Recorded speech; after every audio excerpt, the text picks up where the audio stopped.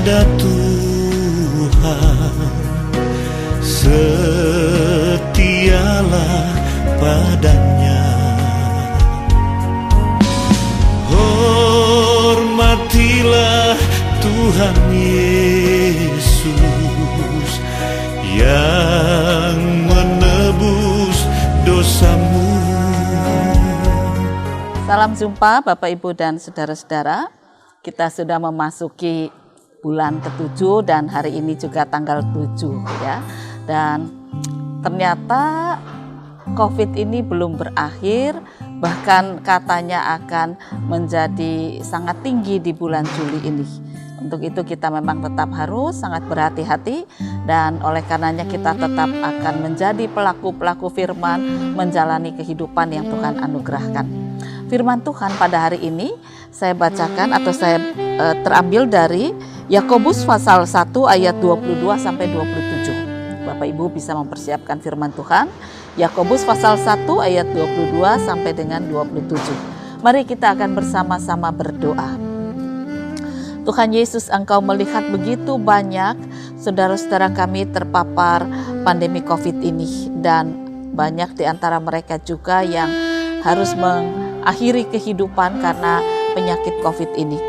Biarlah kami belajar dari peristiwa ini supaya iman kami ditumbuhkan, bukan menjadi ketakutan, tetapi membuat kami semakin dekat dengan Engkau, dan kami semakin menjadi pelaku firman bagi sesama kami, supaya mereka juga boleh mendapat penghiburan dan kekuatan di tengah kehidupan yang semakin keras ini.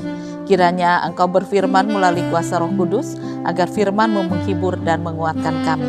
Berkati hamba-Mu supaya dia dilayakkan membaca, memberitakan firman kehidupan. Inilah doa kami dalam nama Tuhan Yesus Kristus. Amin. Tetapi hendaklah kamu menjadi pelaku firman, dan bukan hanya pendengar saja. Sebab jika tidak demikian, kamu menipu diri sendiri. Sebab jika seorang hanya mendengar firman saja dan tidak melakukannya, ia adalah seumpama seorang yang sedang mengamat-ngamati mukanya yang sebenarnya di depan cermin.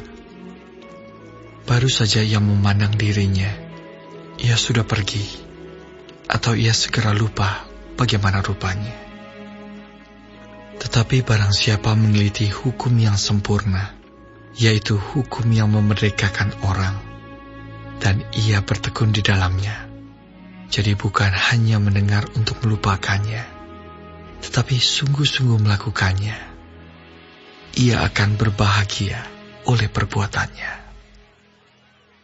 Jikalau ada seorang menganggap dirinya beribadah, tetapi tidak mengekang lidahnya, ia menipu dirinya sendiri, maka sia-sialah ibadahnya.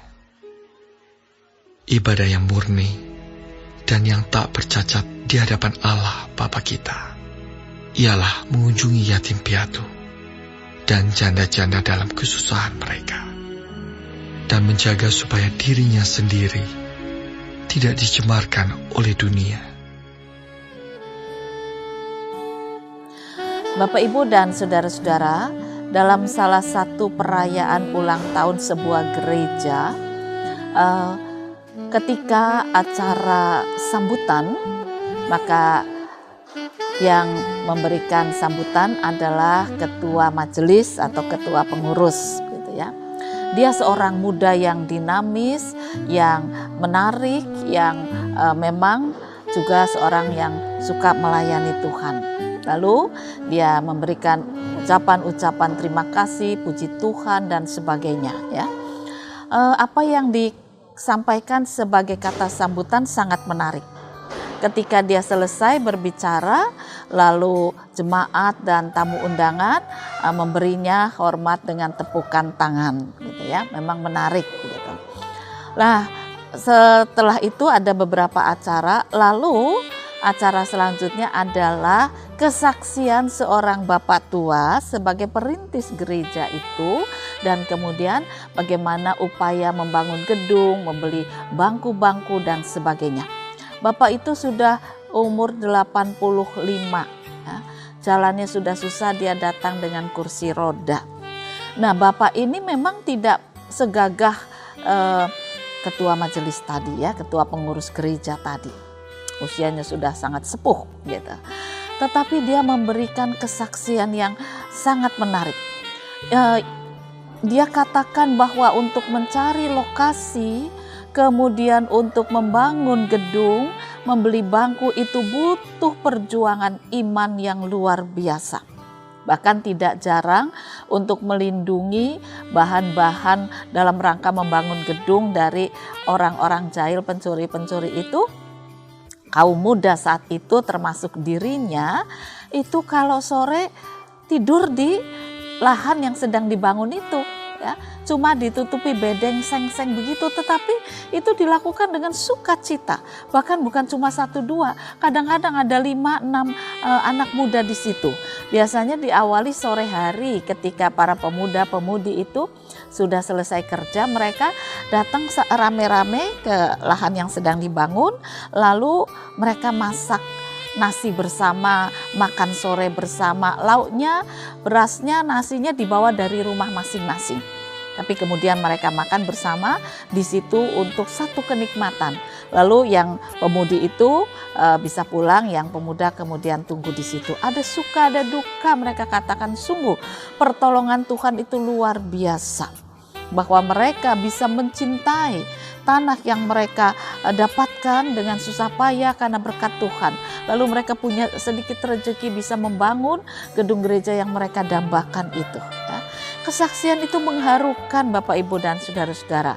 Karena Bapak ini memang perintis berdirinya jemaat tersebut sekaligus yang mencarikan lahan, pembangunan gedung dan sebagainya. Ya. Tanpa kesan sombong, tanpa kesan dia yang berkuasa. Bapak ini bercerita mengalir begitu saja, sementara para pendengar ada yang banyak menangis terharu. Ya. Mendengar pergumulan iman saat itu, kerukunan pemuda-pemudi, keluarga muda untuk ikut ambil bagian dalam membangun itu sungguh luar biasa. Mereka betul-betul berani berkorban supaya lahan yang sudah dibeli itu bisa segera dibangun dan wujudnya bisa segera terlihat. Ya. Selesai Bapak ini memberi kesaksian, sambutan luar biasa. Ya. Banyak di antara setengah baya itu menangis, ingat zaman dulu lagi. Oh ya, dulu memang tidak setua Bapak ini. Saya masuk sini gedungnya sudah jadi, tapi saya ingat sejarah ibu saya mengatakan begini dan begini ya. Jadi banyak yang menangis terharu karena apa? Karena pekerjaan Tuhan sungguh dinyatakan. Nah, Bapak Ibu dan saudara-saudara, dari 2 orang pelayan Tuhan, yang satu muda, yang satu sudah tua. Yang satu dengan menggebu-gebu mengajak untuk masa ke depan, yang satu menceritakan masa lalu. Dua-dua sangat mengharukan, ya. Dua-dua sama-sama memuji Tuhan. Tetapi yang menarik adalah ketika acara makan bersama, gitu ya, ramah tamah, lalu yang muda ini datang kepada bapak tua dan mengatakan, "Pak, saya mau mengatakan sesungguhnya saya ini ternyata cuma pendengar firman. Saya bukan pelaku firman Tuhan. Sebab dari kesaksian yang Bapak sampaikan bahwa Bapak ini bersama dengan teman-teman angkatan Bapak dulu adalah pelaku firman. Bagaimana Bapak berkorban, bergantian dengan pemuda-pemuda atau anak-anak muda lain mau tidur di lahan kosong. Ya, seadanya, cuma beratapkan seng-seng bekas itu, tetapi dengan sukacita. Saya terharu dengan pengorbanan ibu-ibu saat itu. Ya, ada yang sudah bekerja, ada yang sudah menikah, ada yang masih gadis. Mereka bersama-sama kumpul untuk doa bersama, makan malam bersama, lalu yang perempuan pulang. Sungguh luar biasa. Ya, persembahan yang mereka bawa itu dari kehidupan mereka. Bukan sekedar uang. Dan zaman sekarang sudah tidak ada lagi. Sekarang ada satpam, ada keamanan, bangun gedung gereja dengan alat-alat yang canggih, memang harus tetap ditunggu, tetapi bukan warga yang menunggu. Ada keamanan dan ada satpam. Berbeda sekali ya dengan dulu. Sungguh luar biasa. Dulu Bapak memberikan persembahan dari uang makan. sampai dilakoni, dijalani, makan bersama secara sederhana di tanah kosong itu. Ada kesan yang sangat mendalam, kerukunan, berbagi bersama untuk menghidupi rohnya, roh yang betul-betul hidup. Saya cuma pendengar, Pak. Malu saya. Bapak adalah pelaku firman. Nah, Bapak, Ibu, dan saudara-saudara, apa yang dinyatakan orang muda ini sangat menarik. Dia sadari bahwa apa yang dia persembahkan sekarang itu cuma bagian kecil dari yang sudah dipersembahkan oleh Bapak tua tadi. Dan dikatakan bahwa Bapak tua bersama dengan teman-temannya saat itu adalah pelaku firman. Karena mereka betul-betul menjalankan firman Tuhan. Berani memberi persembahan, berani kerja, berani mengorbankan keluarga. Mereka sendiri tetap mencari jiwa. Nah, jadi sambil kerja mereka mencari jiwa. Karena mereka ingin begitu gedung gereja nanti jadi, ada banyak orang yang bisa mengalami pertobatan. Sungguh-sungguh indah, saudara-saudara.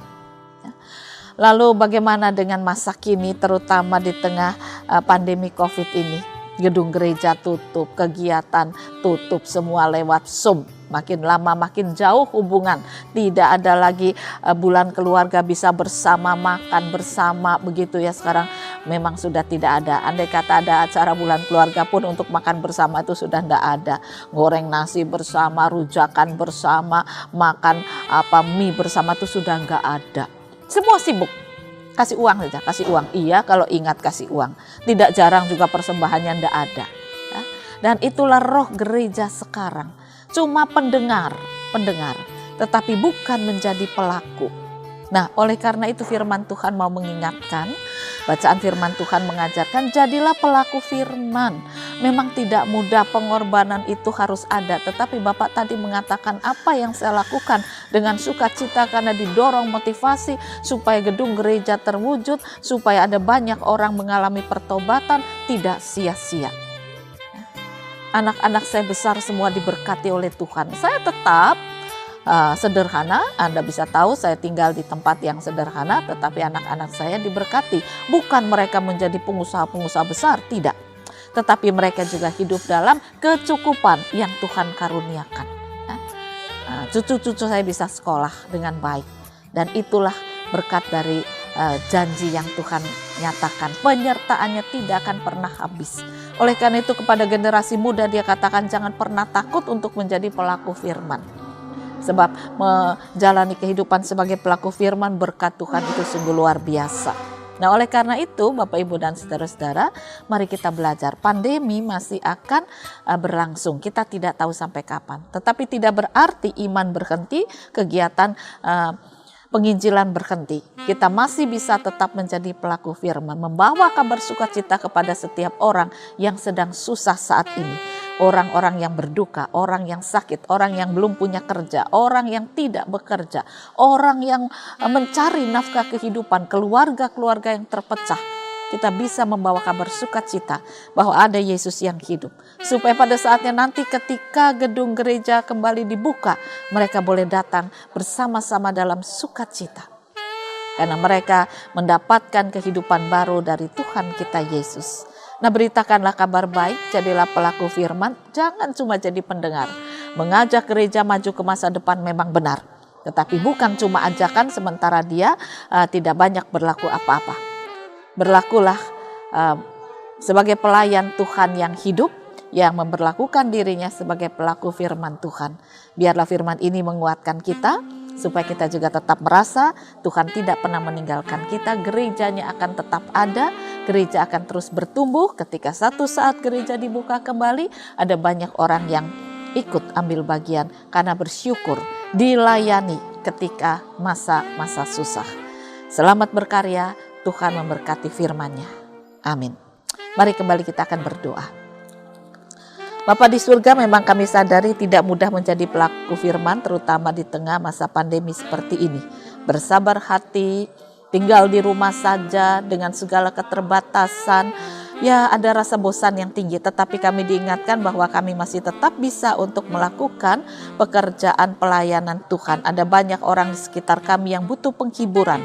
Biarlah kami hibur mereka lewat WA, lewat SMS, lewat Zoom, lewat apa yang bisa kami lakukan sekalipun tidak bertatap muka, tetapi kami bisa bertemu jiwa dengan jiwa, roh dengan roh di dalam kasih Tuhan, supaya banyak saudara kami tetap terlayani di tengah penderitaan mereka. Dan gereja Tuhan pada saatnya akan dibuka kembali dan akan ada banyak orang datang untuk bersyukur kepada Tuhan, sebab mereka diperhatikan di masa-masa susah. Kiranya Tuhan menopang kami, memampukan kami menjadi pelaku firman Tuhan yang hidup, bukan sekedar pendengar.